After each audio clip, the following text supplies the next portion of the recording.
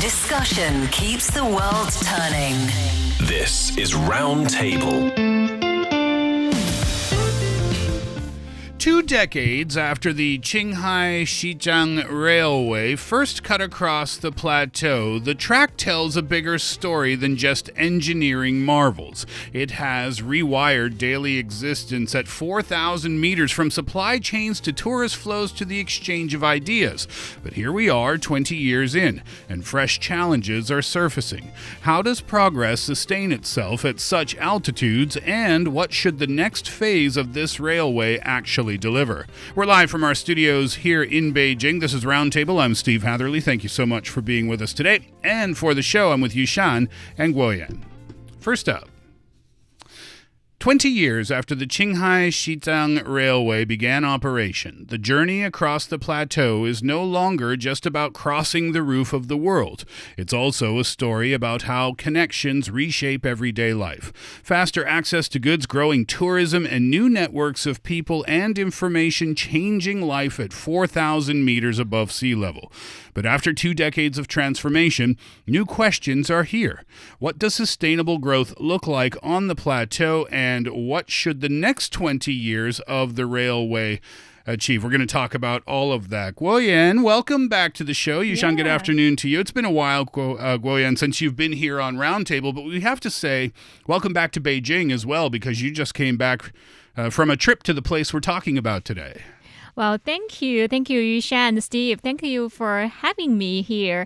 Yeah, I just came back to Beijing last night, and I have a fantastic travel to Lhasa, the capital city of Xizang Autonomous Region, and some towns and cities along this Qinghai Xizang Railway, as well as the starting point of this Qinghai Xizang Railway, which is the city of Xining, the capital city of Qinghai province. And all those places are, I will use one word to describe, that is fantastic. Fantastic. And, yeah, and I think Lhasa is really an amalgamation of cultures, of diverse cultures, and a lot of sceneries I witnessed is really, really amazing. So you were there for a business trip, I guess. So what were you most impressed by? What were your main takeaways from the region for people who have never been there before, like myself, and you too, Yushan, right? Indeed. Yeah, I think, really, I got some high altitude sickness, and I'm still trying to recover from that situation. But I think that place is really a wonderful place to visit, and it's really worth traveling to the Qinghai Xizang Plateau, because I think because the diverse culture and the people there. I met a lot of people. You could see when you visit Lhasa, you can see people from different ethnic groups, and you can see diverse cultures they have shared with us. And we visited. I didn't make it to visit Potala Palace, but we did visit some beautiful squares and the scenic spot there. And I think what impressed me most is that how this railway has transformed this place, this plateau, over the past 20 years. And that's what we're going to be talking about today. So let's get into it. Let's start with a little bit, Yushan, of the background of the railway itself. Yeah, indeed. The railway itself is often referred to as the Sky Road. As far as I can remember, there's been poems and songs calling it the Sky Road, because it literally is. It stretches nearly 2,000 kilometers, and the Qinghai Xizang Railway, as you mentioned earlier, Guo Yan, it runs from Xining in Qinghai province all the way to Lhasa in the Xizang Autonomous Region. So it is not just an engineering marvel, it's the world's highest altitude and longest plateau railway. And the construction of it began at the turn of the century in 2001, with the project completed in 2 phases. And on July the 1st, 2006, the full line officially opened. And more than just connecting 2 cities, it ended Xizang's long history of having no railway at all, becoming one of China's landmark engineering achievements of the new century. Yeah, really impressive accomplishment to build a railway. That distance, number one, of course, but in that kind of atmosphere as well, because you're talking about construction at 4,000 meters above sea level for a long stretch of it, right? 960 kilometers of that is above 4,000 meters. So there has to be some serious challenges with construction there. Yeah, the first one is the protection of the fragile ecosystem there, because the plateau ecosystem wasn't markedly affected because of the railway construction after it was wrapped up, which was kind of the challenge, one of the main challenges faced by the bureaus and the officials that were dealing with this project at the beginning of this century. So the Qinghai-Xizang Plateau is the source of many of Asia's major rivers and is home to countless rare plants and wildlife found nowhere else on Earth. So even before construction began, the environmental experts already spent years surveying the route, how to plan it more wisely, and designing measures to minimize its impact because of the construction on the local ecosystem. So the railway's route was carefully planned to avoid the most environmentally sensitive areas wherever possible. And construction companies, they were also required to follow strict ecological protection standards too, because, well, the line, it passes through two national nature reserves, the Hoxil and Qiangtang. So engineers, they actually built 33 wildlife crossings, like crossing passages, to allow animals like the Tibetan antelope to continue their seasonal migrants, regardless of the construction itself. Did you see any evidence of that when you were there? Yeah, we witnessed a lot of evidence of the wildlife is well protected. For example, when we pass Hoxil, as we approach Hoxil, we saw some wild donkeys, and even though we didn't see these wild antelope along this way, along our journey through this on this railway, but we did spot some wild antelopes through this camera, through a surveillance camera. What a rare opportunity, huh? Yeah, because those antelopes are highly protected animals here in China too, and there are monitors on them. And according to some of the monitoring, that they are indeed successfully using those crossways reserved for them after the highway was constructed. This was always part of the plan. Apparently, there was a quote from the one of the representatives from the railway construction group talking about the fact that the fragile ecosystem was taken into consideration in the early planning stages. So the design was drawn up so that they could avoid highly sensitive locations that would affect the environment of nature reserves and things of that nature, pun intended, I suppose. So yeah, a lot of money was put into that to make sure that everything was protected as it should be. So that was one of the issues. Another issue I would think would just simply be the lack of oxygen at a really high altitude.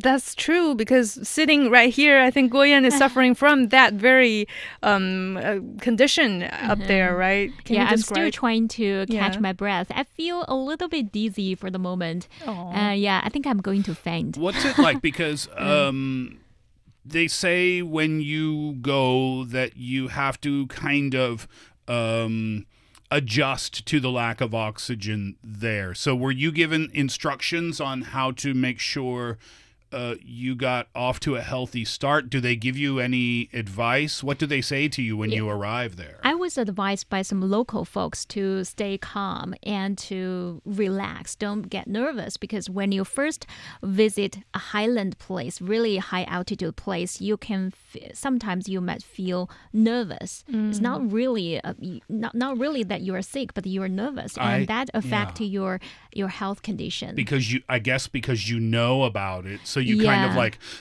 panic breathe like that. Yeah, sometimes that is panic breathe, and because the lack of oxygen, and you could feel really dizzy, and you could feel that you want to throw up after eating your dinner, and but it's common. It's common for people because Beijing is flat. It's almost flat. Yeah. But in Lhasa, that is about 3,000 meters above sea level, and when you reach the Hoxil, that is 4,000, even when we pass the Tanggula Mountain, the highest point of this railway is about 5,000 meters above sea level. Wow. And if it's your first time to visit that high place, you might feel not very good. That is common. How long did it take you to recover, to get back to feeling comfortable again? I think maybe a few days. But Yeah, it's okay because they have on the train there is an oxygen system that could support you. Helps you adjust to yeah. it. Yeah, so imagine building in that kind of atmosphere. Yeah, back then, without much high-tech supplies like we do now, like 20 years ago, it's kind of a hard work indeed to try to just build it from ground zero. So over 80% of the Gomu-Lhasa section is located in places where the altitude is over 4,000 meters, and the annual average temperature is below zero, and the air oxygen... So it's freezing cold too. Yeah, and the air oxygen content is only about 60% of that in lowland areas. So then how did they deal with that issue for construction purposes? Well, they plan out something to tackle health problems. They actually send in medical insurance system that was put in place back then. That's involving a total of 115 medical facilities that were already set up along the railway, staffed with more than 600 medical professionals, and workers had access to rapid and effective medical treatment as well as regular health checks too. So they also enjoyed regular breaks from work to rest in low altitude areas, so it's like a shift. And when working in the Kunlun Mountain Tunnel, for example, that's 4,600 meters above sea level, workers there have to carry a 5 kilograms oxygen cleaner to help with their breathing. Yeah, so that's like basics. That's like doing scuba diving. Yeah. But above sea level. In the other end, yeah. Right. They used about 120,000 cylinders of oxygen in just 1 year of construction. Obviously, they were very prepared as they could be for the lack of oxygen and also the cold temperatures. Yeah. And speaking of the cold temperatures, that is the third problem, I guess, that they had to deal with, is that the ground is constantly frozen. The perennial frozen ground, where the frozen soil engineering was required. Because ever since the founding of the People's Republic of China, it's not like we all of a sudden wanted to build this railway just after year 2000. We've been wanting and trying and making plans for years. But the biggest challenge lies in that frozen ground, the permafrost or frozen soil, because it's like some people describe it like a giant block of frozen tofu, in the sense that it's always shifting on its size and its coverage depending on the temperature. Like in winter, it kind of freezes up and sinking in, and in summer, it kind of falls bigger and thaws, making it extremely difficult to stabilize and build a railway upon. Yeah, because you're building however many tons railway system on top of something that's moving underneath it. Yeah. How do they deal with that issue then? Well, they come up with many different solutions. One of the most important innovations was the use of heat pipes. So the rolls of metal tubes that passengers often notice along the tracks in Hogsell, that's in winter they draw heat out of the frozen ground and release it into the colder air, so that in summer, in turn, their one-way heat transfer design blocks surface heat from penetrating deeper into the permafrost, meaning that there's going to be less affection or less impact caused on the permafrost in terms of seasonal transfers. So railway workers, they describe them as a refrigerator for frozen soil because they help maintain low underground temperatures and also slow thawing before problems begin. And in the meantime, there's also constant adapting and seasonal maintenance, like cruise repair drainage, seal cracks, and reduced thaw risks during warmer months, especially in summer. That's when they pay closer attention to the maintenance. So yeah, these are all kind of taken into consideration. What was the temperature when you were there? Guo Yan? Was it noticeably cold? I mean, you were there. Now we're in July. You were there in June, at the end of June, which is full-on summertime, 30 degrees here in Beijing. What was it there? It was summertime in Beijing, but the weather can change a lot as you climb up the mountain. And on the top of this Tanggula mountain, for example, it's snowing.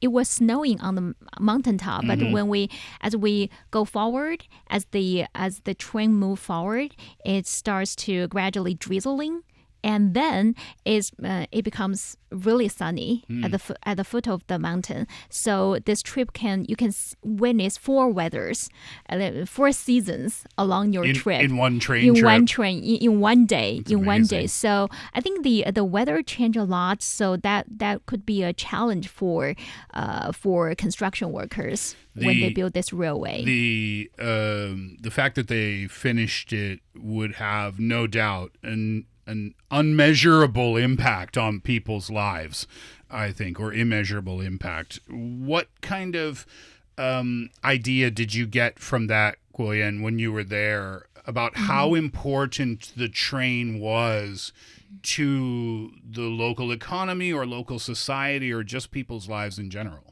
Well, that have huge impact, huge influence on people's lives in general.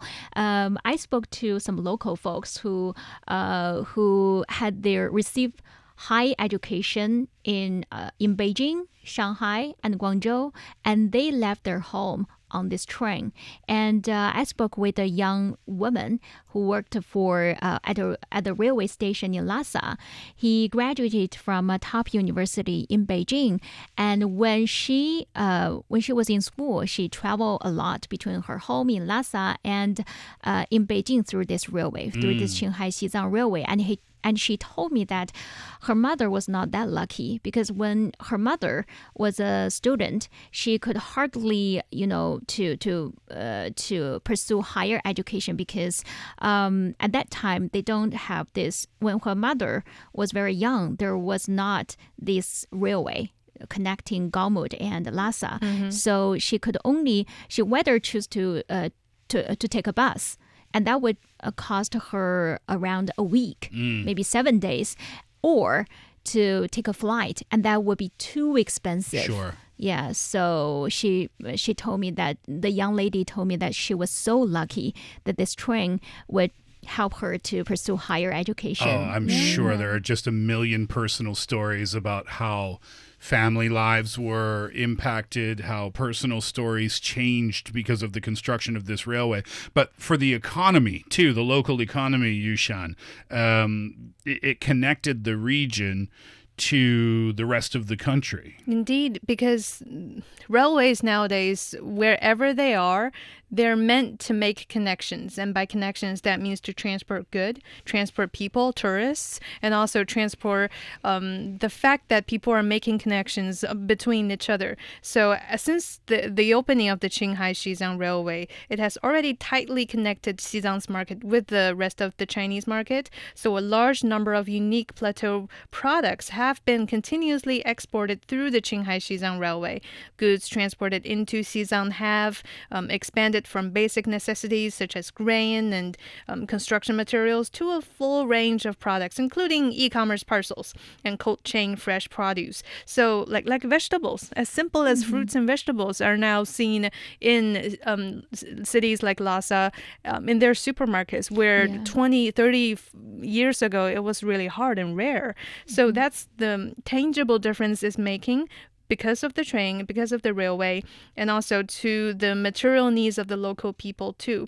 Now, if you go on any e-commerce store, sometimes instead of like how it used to be, like for Xinjiang and Xizang, we don't do postal service. Like, I'm sorry for you guys. I'm grateful that you like our product, but we can't mail it to you. Instead of saying that, they're like, if you are willing to add just a little bit of postal fee, Delivery fee, then that is doable. Like, we will mail it to you. So that's a big difference in terms of e-commerce and how people's life are being changed. And in 2006, Xizang's GDP stood at 29 billion yuan. That's roughly 4.3 billion US dollars. Then by 2025, it had grown to more than 300 billion yuan, which is 44 billion US dollars. Yeah. Just imagine that. Tenfold increase over a 20-year period. Really impressive. Lots of people on the move as well. Over the past 20 years or so, they've expanded capacity. What they did was they added extra temporary trains, and they also increased the carriage numbers. So the train frequency along the route, it had grown alongside that, and it's carried more than 100 million people, about 104 million, as a matter of fact, passenger trips during the past 20 years. And also over that period of time, they've transported about 4.5 million student passenger trips to and from Xizang to the region. It's kind of like the story you were telling before, Guo Yan. It allows so much more in terms of opportunity for young people in terms of their education. And there's one really interesting example that I spotted. So Amdo is the first county the railway enters in Xizang. So it is small. It's just a small county with just around 40,000 people, and is known as the gateway to the northern part of Xizang. So when you enter in, that's where you go first. Yes. 20 years ago, before the railway opened, it would take a month for even their local people to go to the capital Lhasa on horseback. That's how you would get there. Yeah, nowadays it's a vital link, the train, connecting the plateau to the rest of the world, and apparently people can ride on with much faster and travel at ease at least. And speaking of travel, I think that's another major tourism theme. Yeah, so many people around me have already been to Xizang or parts of Xizang, like in Lhasa. I'm so jealous. Yeah, maybe you should take a trip there one day. Yeah, maybe even get my car there somehow. I heard they've got this very cool service provided, which is sort of like you can kind of drive your car up to a car passenger only train, and then that train is going to carry your private car along with many other people's car all the way to Lhasa. So you don't travel with the train, right? No, you don't. Yeah, so you bring your car to a special train. They put it on that train for you, and then I guess you could fly there. And then just go pick up your car at the train station. Yeah, it will save you a lot of energies. And if you want to drive your car on the Qinghai Xizang Plateau for a trip, and then you don't have to drive, for example, from Beijing all the way to Xizang. You could just transport your car on the train, and then you take a flight there, and then you get your train at the railway station, and then you drive the car for your whole trip, and then you just pack your car on the train again. It's kind of cool. To transport the car back to Beijing, and then you take a flight to Beijing. Yeah, so you could drive around the region while you're there. Lots of people taking advantage of that service as well. Indeed. In 2025, the railway already introduced this service, and that's carrying 4,519 passengers' cars throughout the year, which is an increase of over 26% year on year. Yeah. I'm thinking that number will increase too as more and more people find out about that as an option, because it's probably not something many people realize that they can actually do. And even for people traveling in those carriages via train all the way to Lhasa, there are already better services on the train, like you mentioned, Guo Yan, with oxygen supply modes, and diffuse oxygen supply automatically activates at the altitude when it reaches above 3,000 meters. Oh, it's like an automatically comes out. That's why I heard a lot of people suggesting, or maybe it's a myth, that it's better to travel from external areas to Lhasa via train because of this. Because you get to slowly adjust. Allow your body to adjust to the height. And in the meantime, I'm also seeing this as a really good opportunity for people from all around the world to get to know Xizang. And it's not only within China, within people from other ethnic groups, but also people from Xizang to get out, to see the rest of China and the rest of the world. So this is really where the access to and out of the plateau is made for enhancing the multi communication on both sides, bringing people closer at the end of the day. And you said, we were chatting before the show, Guo Yan, and you said that you saw lots of international backpackers. Yeah, Exactly. Who were traveling there. Lots of people? Yeah, a lot of people, international backpackers, they're from Europe. They travel in Lhasa. And it's pretty cool that we saw many travelers on the train. And they would see, like, Lhasa is kind of a sweet spot. A very legendary place for international travelers, and they would be really proud. They told me that they were so proud that they could have the opportunity to reach Lhasa. And you don't know what it means for a backpacker. And in their community, they would say, "Oh, if you could travel to Lhasa, that would be something that you should be proud of."